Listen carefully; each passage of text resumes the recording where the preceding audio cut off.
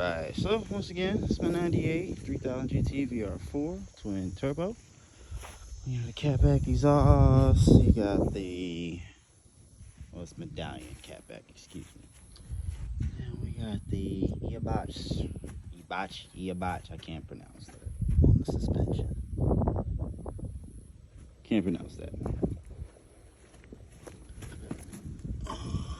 Whatever that word is. On the suspension, we got a Pexi, which is not hooked up right now. We've got the Grady turbo timer. We finally got it running, and she's pissing oil. So, watch the YouTube channels.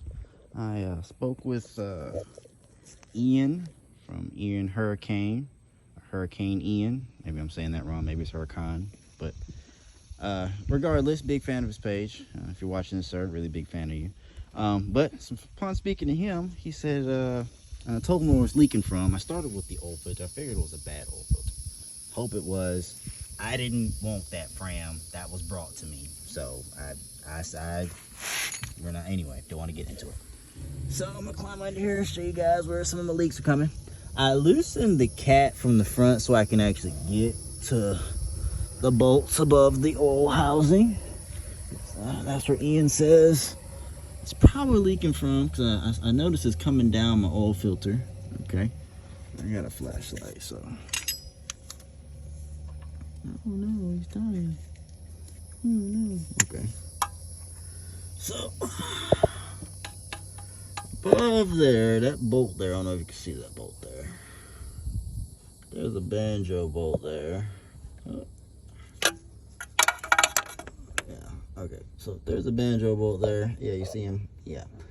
It's leaking from there. It's hard to get to. So I loosened the catback, catalytic converter. Part of the exhaust there from the bottom. Give me a little bit more room to get a wrench up in there. And we're gonna start there, you know. This is phase 2. And then it's also leaking from the return. Well, you can tell this car sat for a while. I got some buddies here. And my light's going out. This is a great day. But the return from the turbos, the rear turbo, where you at? There's an old return here that comes from the bottom of the turbo. It's leaking there too, in 2 places, there and from right under the turbo. So we're gonna tighten everything up. As long as there's a little piece out there, I got a tool that'll basically hold that, and I can tighten up the nut without having to drop the oil pan.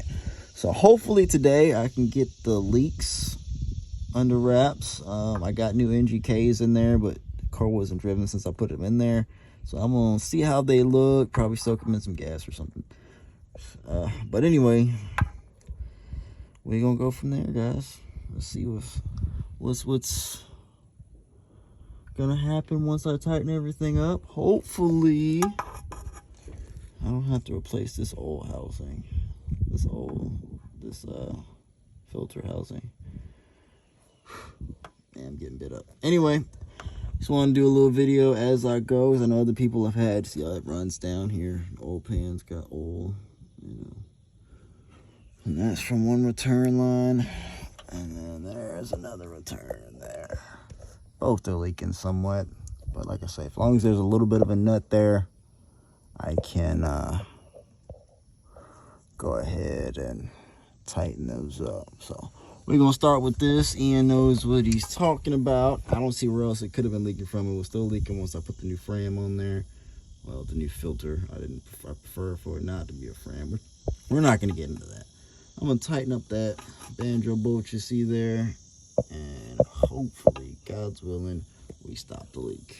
So I'll do another video once she's running, and hopefully I can take her on a test drive today and I don't lose a quarter oil per mile.